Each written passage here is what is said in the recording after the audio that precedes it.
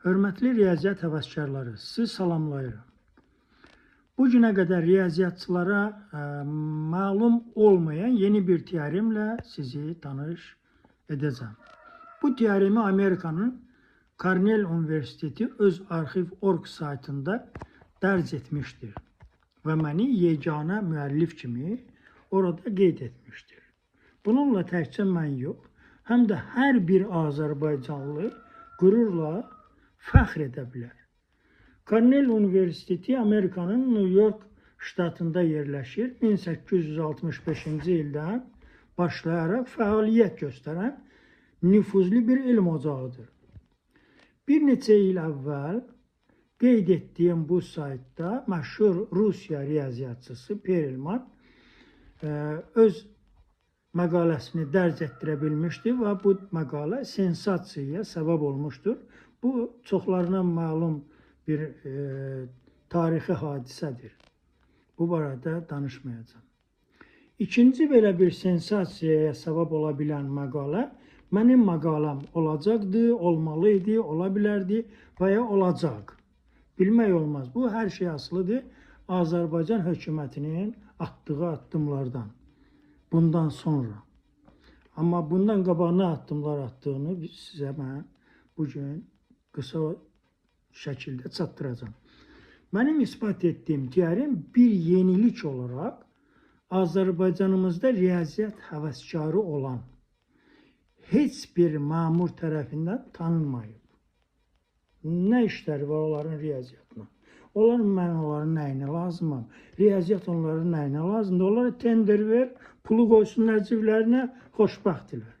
Davam edir. Bunu Azərbaycanda ilk növbədə Riyaziyyat və Mexanika İnstitutunun başçısıdır, rəhbəridir, naçalnikidir, nə idi? Vətəndaş Misir Mardanov etməli idi. Azərbaycanda özünü ən çox riyaziyyatçı kimi təqdim edən də elə məhz bu məmur və vətəndaş Misir Mardanovdur. Faktiki olaraq o riyaziyyatçı deyil. O riyaziyyat həvəskarıdır. Amma dayanmadan özünün riyaziyyatçı olduğunu ekranlarda səsləndirməklə fəxr edir. Bunu o cümlədən hər ilin mart ayının 14-də eləyir. Güya pi riyaziyyatçılar günüdür. Hoqqabazlıqdan başqa bir şey bacarmırlar. Vətəndaş Misir Mardanov, siz düzgün yol getmirsiniz. Siz riyaziyyatı sevə bilərsiniz. Məktəbdə 5 ala bilərsiniz. Çoxlu sayda dissertasiyalar yaza və ya yazdıra bilərsiniz. Bunu indi süni intellekt asanlıqla eləyir 5 dəqiqə. Bu heç də vətəndaşın, o cümlədən sizin də bir vətəndaş kimi riyaziyyatçı olmağınız demək deyil. Hamımız bilirik ki, halva deməklə ağızda və ağız ətrafında şirin olmaz. Nəysə, təsəvvür edin ki, ölkədə mənim riyaziyyatla məşğul olmağıma qadağalar var. Məsələn, vətəndaş Misir Mardanov məni bütün platformalardan sildirir. Utanmır, evallah. Kim ona bu göstərişi verib, açsın sandığı, töksün pambığı. Olmasın məmur Mardanov, olsun Mardanovun kubu, Mardanovların 100-cü dərəcəsi. Bundan sonra məni cəmiyyətdən gizlətmək mümkün olmayacaq. Sosial şəbəkələrdən istifadə etməmişəm. Bunları ifşa etməkdən özümü saxlamışam.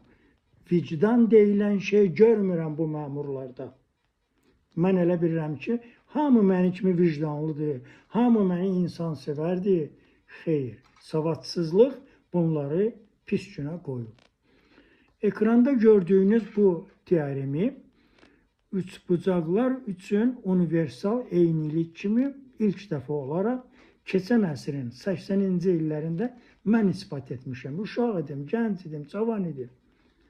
Təsəvvür edin ki, sistem elə bir mənasız şəkildə və mənasız məmurlar tərəfindən idarə olunur ki, 40 ildən çox davam edən mübarizəyə baxmayaraq siz məni Azərbaycan xalqı olaraq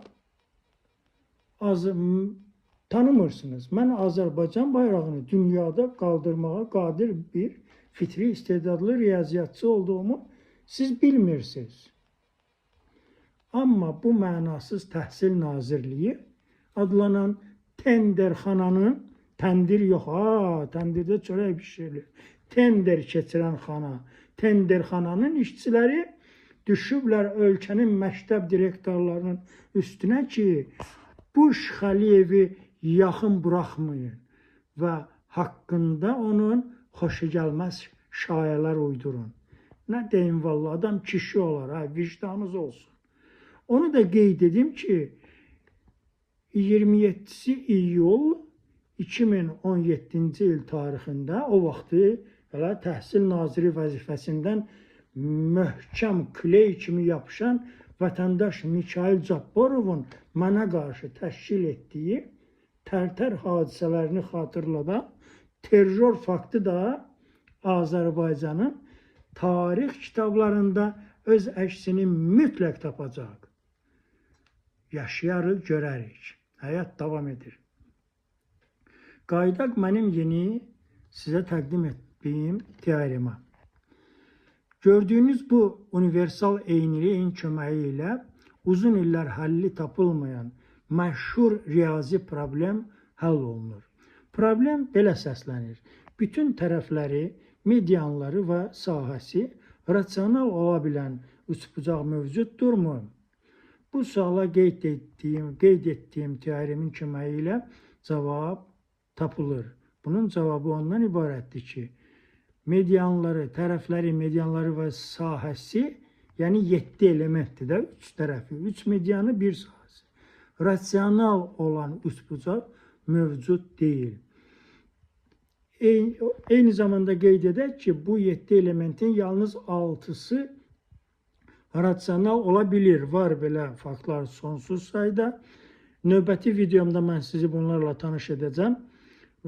Və yaxın günlərdə növbəti videomda rasional üçbucaq probleminin həlli haqqında ətraflı izahlar verəcəm sizə. Hamınıza uğurlar arzulayıram və sözümü yenə də Misir Mardanovda qurtarmaq istəyirəm. Bu elə bir Misir Mardanovdur ki, gündə çıxır ekranlarda özünü tərifləyir, amma iğrənc bir münasibət özünə yaradıb cəmiyyətdə. Əslində o özünü müdafiə etməyə böyük instrumentləri var onun. Onun əlində böyük sübutları var ki, o çox xeyirxah bir insan olub. Mən gələn videomda onu tərifləyəcəm, amma güman etməyin ki, mən ona yaltaqlanacağam. Ümumiyyətlə yaltaqlardan da iğrənirəm. Yaltaqlığı qəbul edən insanları alçaq hesab edib tüpürürəm onların üstünə. Çox sağ olun.